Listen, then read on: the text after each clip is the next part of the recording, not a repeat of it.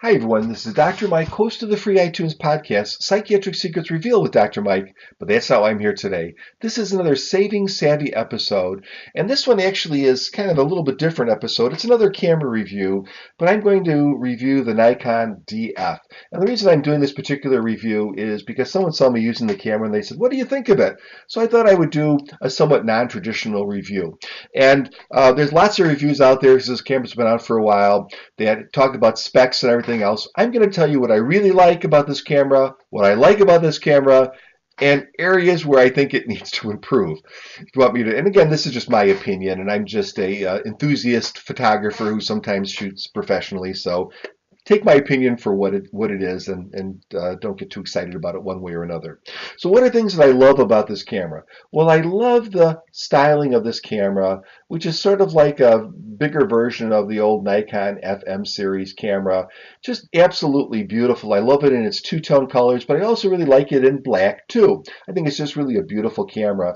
And to have a real SLR in this sort of retro style, I think is awesome. What else do I like about it? Well, the build quality. It's magnesium alloy, feels really good in the hand, feels very solid, and of course it has weather sealing too. So this is a camera that you can take out and play if you choose to, even in a little bit of rain. It's going to be okay. I like the fact that it has a really flexible lens system. So I can use virtually any f-mount lens on this camera, even pre-AI lenses. That's before 1977. I actually don't have any of those lenses, but it's nice to know that I could use them if I did. But for instance, this lens is an older lens. It's a 35 to 70 f2.8, and because the camera has a focusing motor in it, it will focus.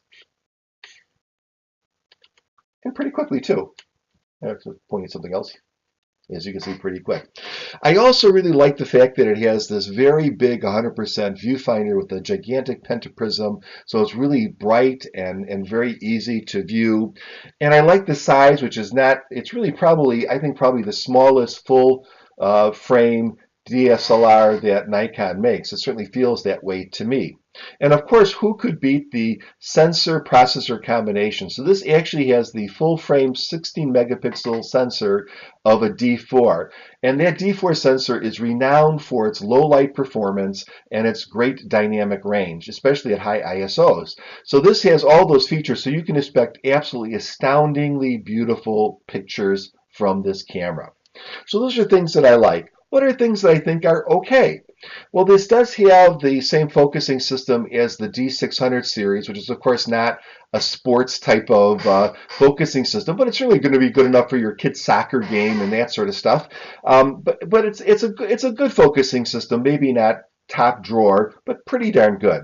It has a 900,000 plus display, so the display is nice and clear and easy to see. It has a 400 or 1400 shot battery life, so for a photographer like me, one battery is going to last me all day plus, and so I don't have to worry about even carrying on extra batteries. And I think that's really nice too.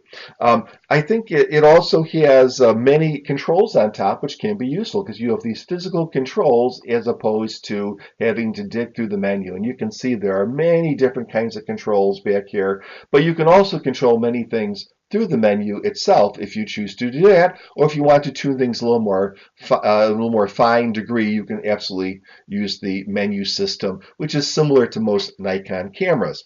So those are things that I like about the camera. What are some things that I'm kind of neutral or I like less about? Well, believe it or not, the physical controls, which I just said I liked, but they're hard to use, and they're all different. So for instance, this one you have to push down, this one you've got to pull up, this little knob, this is your front command dial. You have to go this way as opposed to a thumb wheel, which is just kind of awkward to me.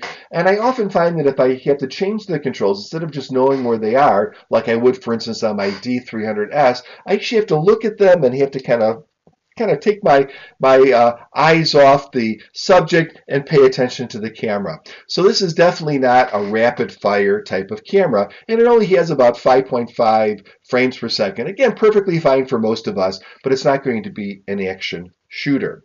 The balance in this camera, although it's nice and small, and the balance is fine with the lens about this size and a prime lens, once you get a bigger lens on it, it just feels a little bit nose heavy, and the grip is not very deep, especially if you have gigantic hands like I do. I have huge hands, and so this does not. This feels a little awkward to hold.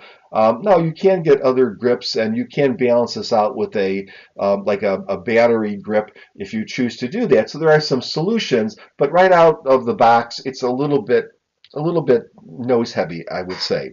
I would say the lack of video is the thing that a lot of people complained about. Even though I don't normally shoot video with the DSLR, I would have liked to have had that function. I think that was just a misstep on Nikon's part. I'm not quite sure why it probably was some philosophical argument or something, but I think they should have included video. And speaking of that, I think they also should have included a little shutter or a little viewfinder shade here instead of having to somehow block this in some other way if you're going to be doing some long exposure work. So do I have anything else here? Oh, and I also don't like the fact that the SD card, there's only one SD card, which I can deal with, but it's located in the battery compartment here. And here again, I always think it's nice on a more professional kind of camera or more expensive camera to have a separate SD slot. So what's the bottom line with this camera? Do I like it? Yes. Am I crazy about it? No. Will I keep it? Of course, because I love the way it looks, and I know it doesn't sound very practical. But even given this camera versus my trusty old D300S, I would pick up my D300S. That has lots of buttons on it too, but they're just so much more practically designed. Where this one seems to, that one form follows function. This one function follows form. So this is the kind of camera that I take out when I want to play around with the camera and take my time, and I'm not really pressed to do a lot of rapid shooting. So it's sort of like a convertible that I once had. When I was just out of my residency, I really splurged and bought a Mustang convertible with a V8 engine. And it was a really wonderful car, and it looked beautiful, just like this camera. It had great speed and power, and so it was really advanced, just like this camera. But it was terrible in anything but the driest weather. Even a little bit of rain, the back end would skid all over the place, and goodness forbid if you had a half an inch of snow, I mean, you'd be kind of taking your life in your hands. Well, and so that was a car that I used when I only had that car. When I finally got a regular car, I used it rarely, and I eventually sold it because it just wasn't practical, despite all of its great qualities and features. That's sort of the way I feel about the DF. I'm going to definitely keep it because I just love it, and I love the way it looks, and you know that I have a right to do that, right? I paid for it. But when push comes to shove, I probably would use my 300S or even my D600 above this camera, just because the one big advantage this camera has is the great high ISO performance, but even the D600 has pretty good ISO performance, and it has other features too. So that's my honest opinion, and again, this is just my opinion on the DF. I think it's a wonderfully beautiful camera with lots of advanced features, but it needed to be tweaked a little bit more before it went to market. Again, just my personal opinion. If you get some time, please give my free podcast a listen. It's called Psychiatric Secrets Revealed with Dr. Mike. If you like this video, please give me a thumbs up so I make more videos. And if you like my channel, which is a mishmash of everything, please subscribe.